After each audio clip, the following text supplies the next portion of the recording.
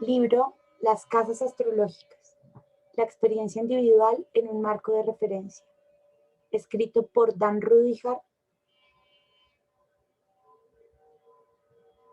en la voz de Lola Rodríguez de Revolución de la Conciencia. La séptima casa, casa 7. Cuando llegamos a la séptima casa, nos ocupamos de experiencias que son resultado de un tipo de actividad que ya no se basa principalmente en el yo individual, sino en cambio en las sostenidas modalidades de relación con otros yoes, modalidades de relación que implican un sentido fundamental de cooperación y participación con otras personas. Pero la mera cooperación no dice todo al respecto, pues por sí sola puede tener solamente un valor impermanente y superficial. Quienes cooperan deben sentir que su operación en común sirve a un propósito dentro de una unidad mayor de existencia, normalmente dentro de una comunidad social particular, o a lo más dentro del género humano considerado como un organismo planetario. Debe ser una participación funcional. Uno debería encontrar implícito en la relación entre dos socios, por lo menos, un oscuro conocimiento de lo que la relación se propone, de cuál es su propósito. Y en este propósito, cada socio debería ser entonces capaz de descubrir su propio propósito individual. Una vida sin propósito, o como diría el indio norteamericano, una vida sin visión, apenas vale la pena vivirla. No difiere mayormente de la vida de un animal, pero es evidente que los seres humanos pueden vivir, actuar y cooperar consciente o instintivamente en función de variados propósitos. Este asunto del propósito es muy importante astrológicamente, al igual que psicológica y socialmente, pues es lo único que puede aclarar la relación básica entre las casas primera, cuarta, séptima y décima. En la primera casa, un hombre puede captar intuitivamente y al principio en un sentido instintivo, debajo del umbral de lo que podemos llamar conciencia, que él es un yo individual. Esta captación, en función de la existencia real y efectiva, induce en la cuarta casa una sensación consciente y más o menos estabilizada de ser una persona particular, con un carácter particular y con ciertos valores y creencias fundamentales sobre cuya base la persona actúa, se expresa, triunfa o fracasa, aprende y sufre en la senda de la autotransformación. Esta autotransformación implica un cambio de polaridad. El individuo llega a comprender, quiéralo o no, que es una parte componente de una totalidad mayor. Esta es a menudo una comprensión confusa que lo deja muy inseguro, enfrentado, por así decirlo, con un gran signo de interrogación en el horizonte de la conciencia. ¿Qué se supone que debo hacer? ¿Seré capaz de hacerlo bien?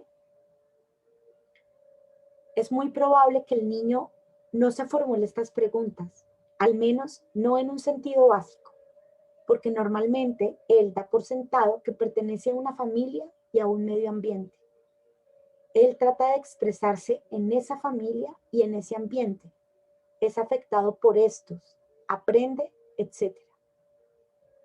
Normalmente, durante la pubertad, cuando surgen las energías sexuales, él empieza a pensar que hay alguna fuerza que es mucho mayor que su conciencia limitada. La especie humana le efectúa un reclamo al niño. Este tiene que cumplir una función especial y tiene un propósito biológico que trasciende a su personalidad. Asimismo, son cada vez más los reclamos que la sociedad le formula al adolescente cuando éste asiste al colegio secundario y a la universidad. Él se descubre actuando en un campo de actividad en el que no está seguro de lo que se le exige o de si eso le gusta a él y puede apartarse a estas exigencias y puede adaptarse a estas exigencias.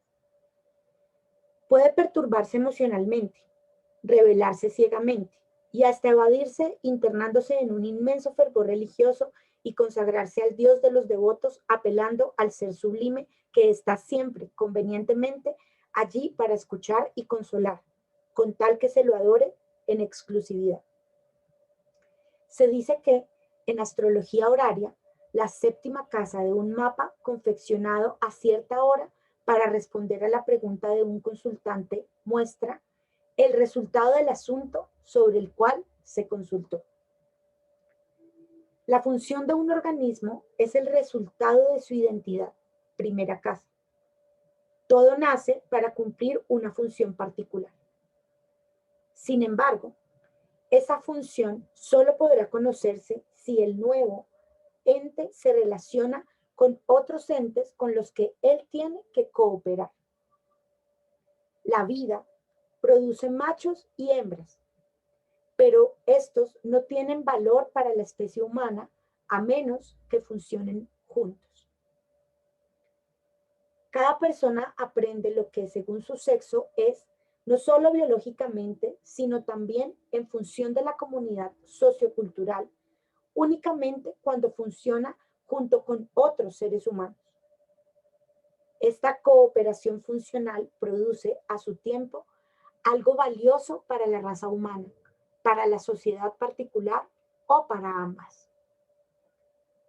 Si un aborigen de Nueva Guinea encontrara tirada en el campo la hélice de un avión viejo, podría describir minuciosamente su forma y hasta construir alrededor de aquella algún género de adorno escultórico. Esta hélice tiene forma y está hecha con sustancias que pueden determinarse. La hélice tiene entidad, pero el aborigen de Nueva Guinea no sabe para qué sirve esa hélice. Solo podría saberlo si pudiera aprender cómo funciona en relación con otros objetos, todos los cuales son partes funcionales de un sistema orgánico que tiene un propósito definido, o sea, volar. Si un hombre que jamás salió de su miserable arrabal es enviado a un bosque y se siente atraído por la forma de una bellota que yace en el suelo, tal vez juegue con ella y hasta la rompa en pedazos para examinarla, pero no será capaz de ver en esa bellota a un gran roble en potencia. No podrá advertir la función de esa bellota y el lugar que ésta ocupa en el ciclo de la vegetación, a menos que de algún modo pueda relacionarla con el árbol. Todo ente individual solo tiene significado en relación con otros entes y en función de procesos de vida o de actividades orgánicas de una totalidad comunitaria o nacional. Lo mismo es válido respecto de algunas diferencias importantes, aunque tal vez no tan esenciales, de un ser humano. Tal vez sepamos que lo compone estructural y biológicamente, pero tal conocimiento es necesariamente incompleto hasta que lo vemos funcionar en relación con otros individuos y con un campo sociocultural colectivo de actividad. La función sugiere el propósito, y ambos son inherentes y potenciales respecto de lo que un hombre es, pero solo se revelan cuando aquel opera dentro de la totalidad mayor en la que es una unidad participante.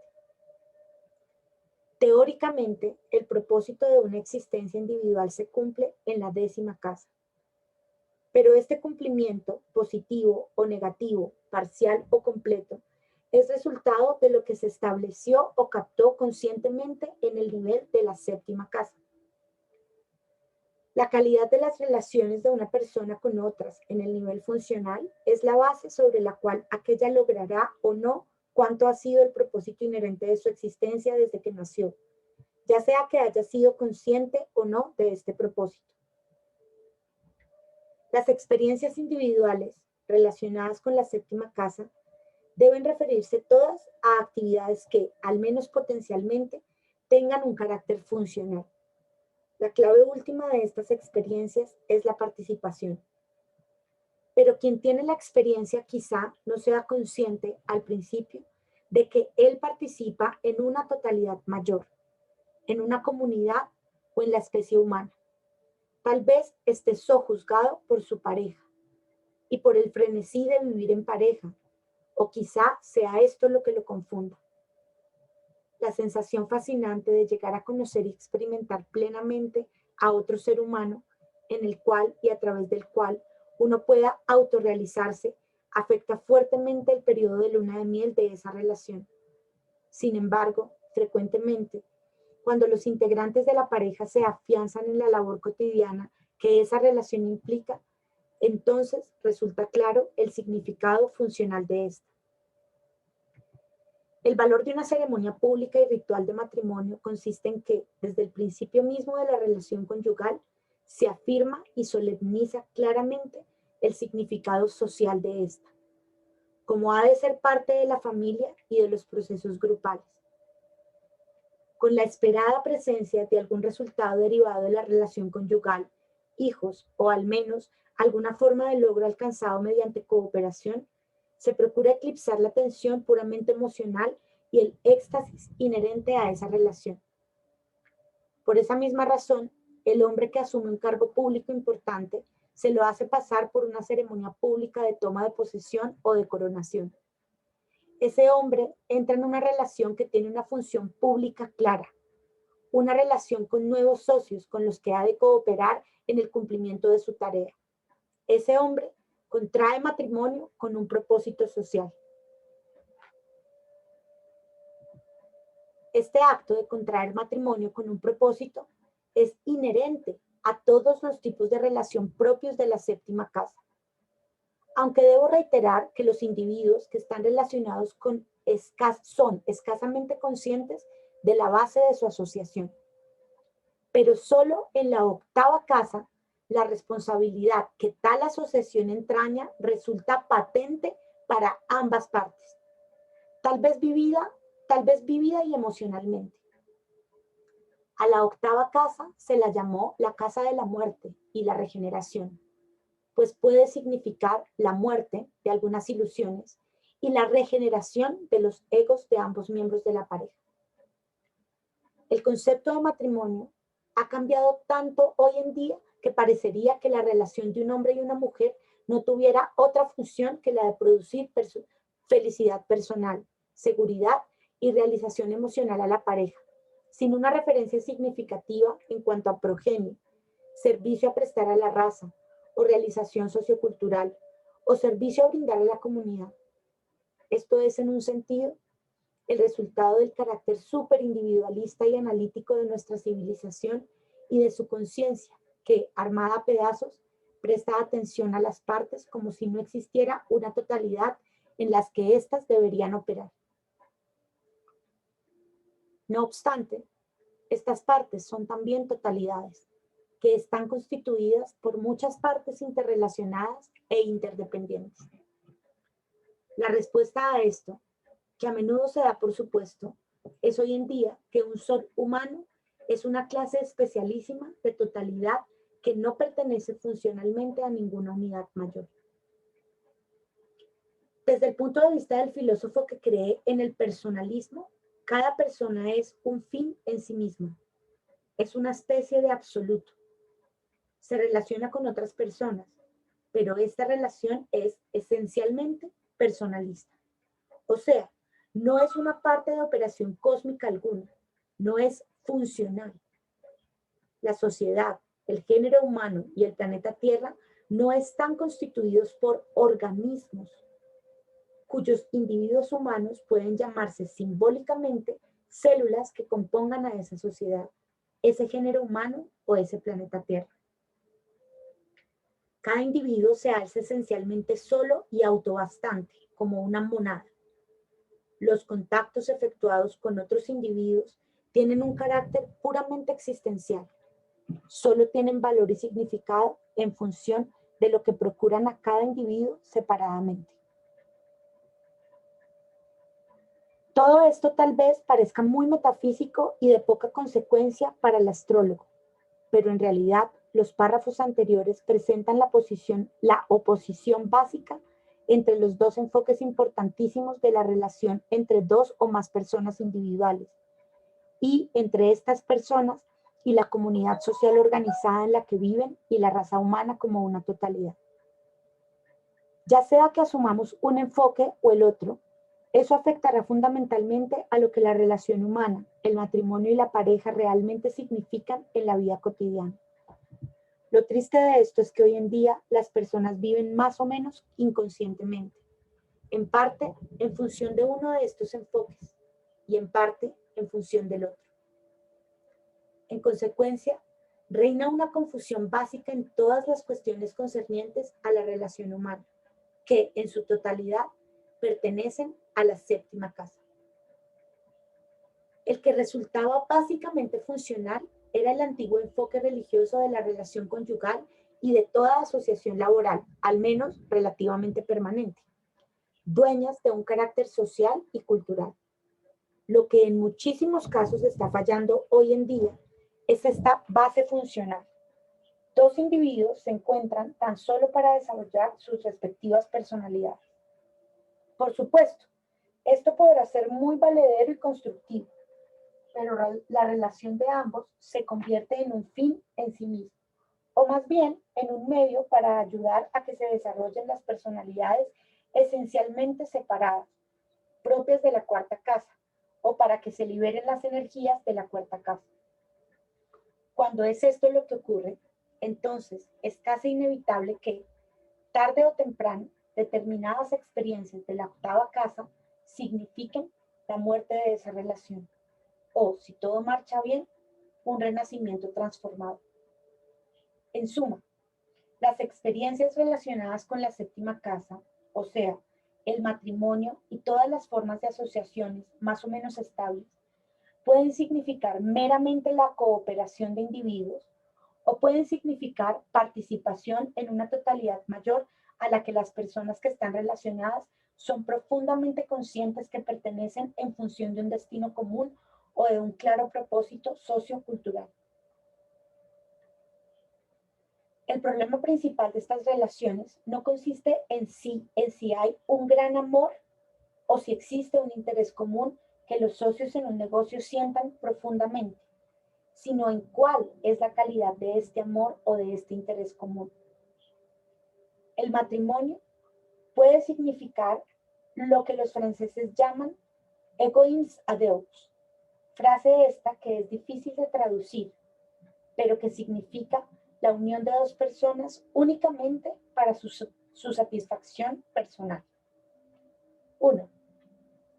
Hace años, una revista soviética de enero de 1943 comentaba una película rusa. En esta, un muchacho y una muchacha luchaban en dos frentes de guerra. La carta que el joven le escribía a su amada decía: en nuestra época se está decidiendo el destino del mundo, y ese destino deberemos decidirlo nosotros. Nos enfrentamos con una vida dura y militante, y quiero compartir esta vida contigo. Qué importante fue que ese muchacho no dijera compartir mi vida, sino compartir esta vida contigo. Se trataba de que ambos participaran en una nueva vida. Cuán diferente del mencionado égoïs à deux.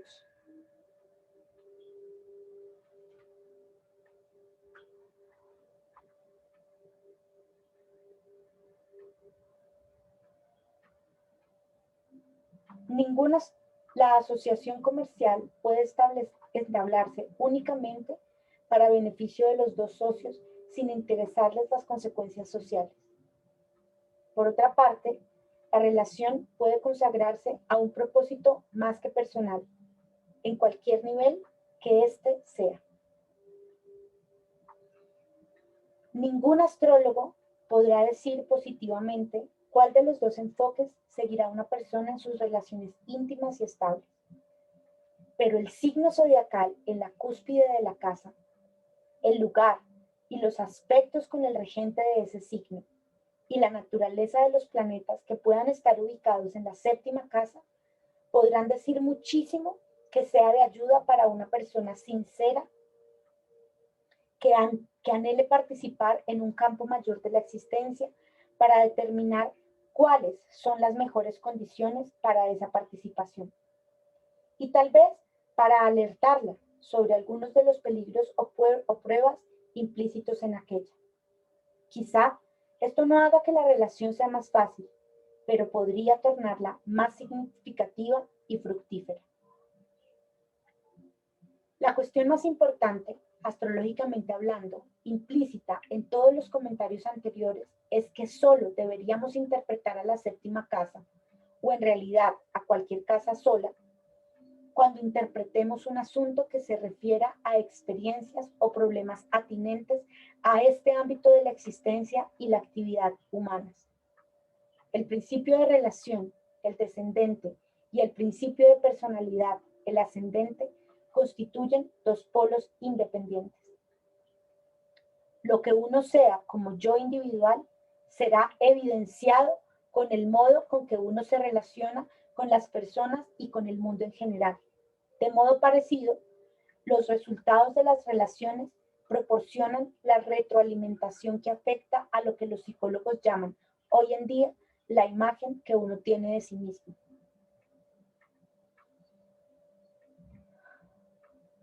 El patrón de personalidad individual que en el nivel biológico se manifiesta en el código genético dentro de los núcleos de todas las células es un factor permanente en el ciclo de la existencia de un individuo. El cambio de la personalidad se produce a través de todos los tipos de relaciones. La relación es la respuesta creadora y en algunos casos destructiva al hecho existencial de la relación. De modo que la séptima casa es potencialmente la más dinámica de todas las casas. En este campo de la experiencia humana, la persona podrá transformarse fundamentalmente.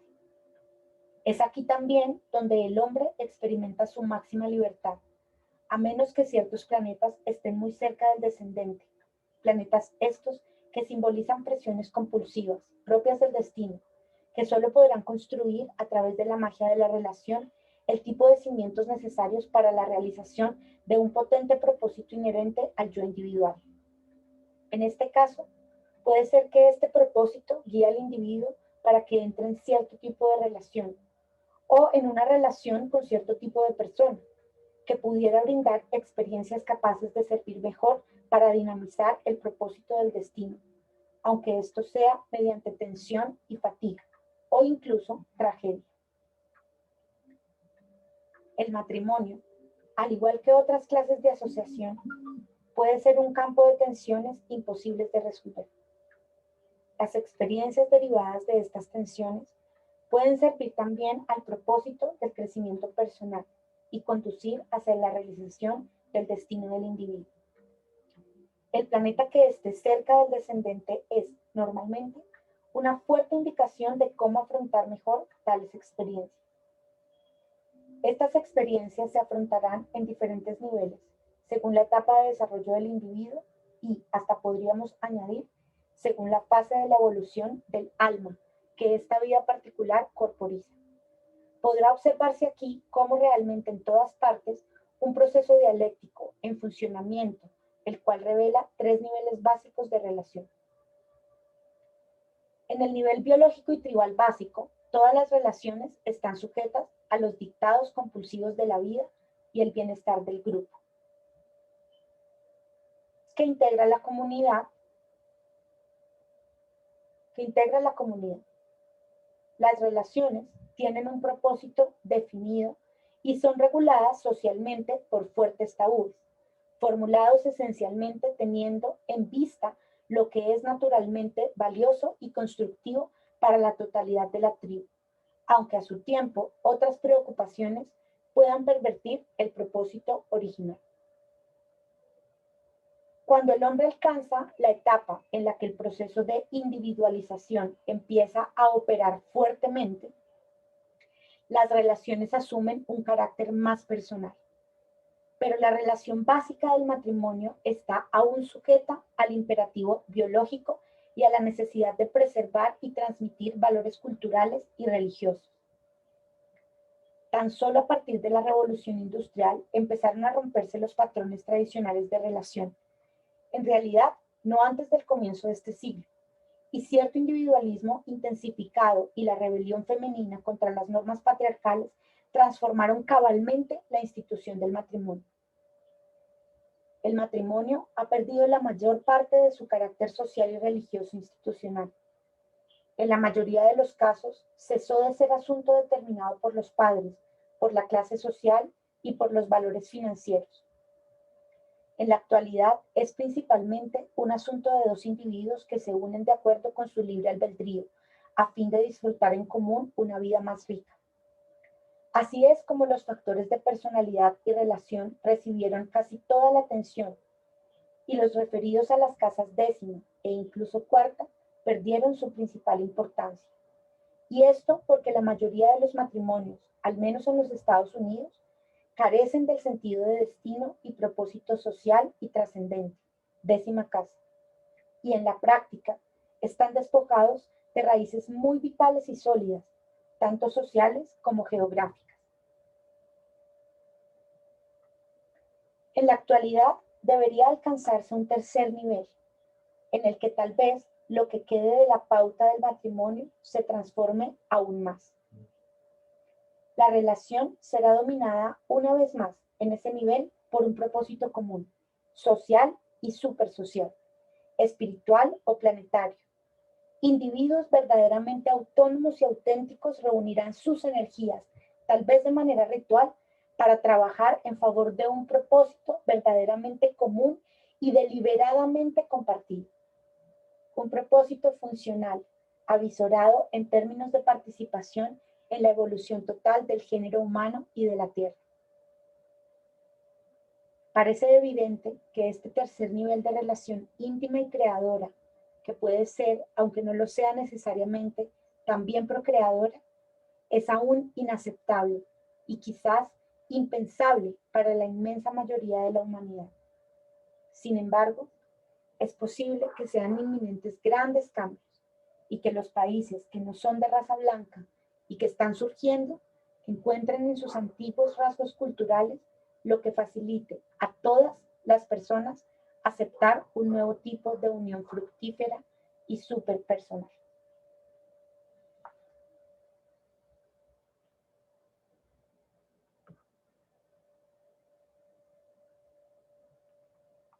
El planeta asociado a la casa 7 es Venus como regente del signo de Libra.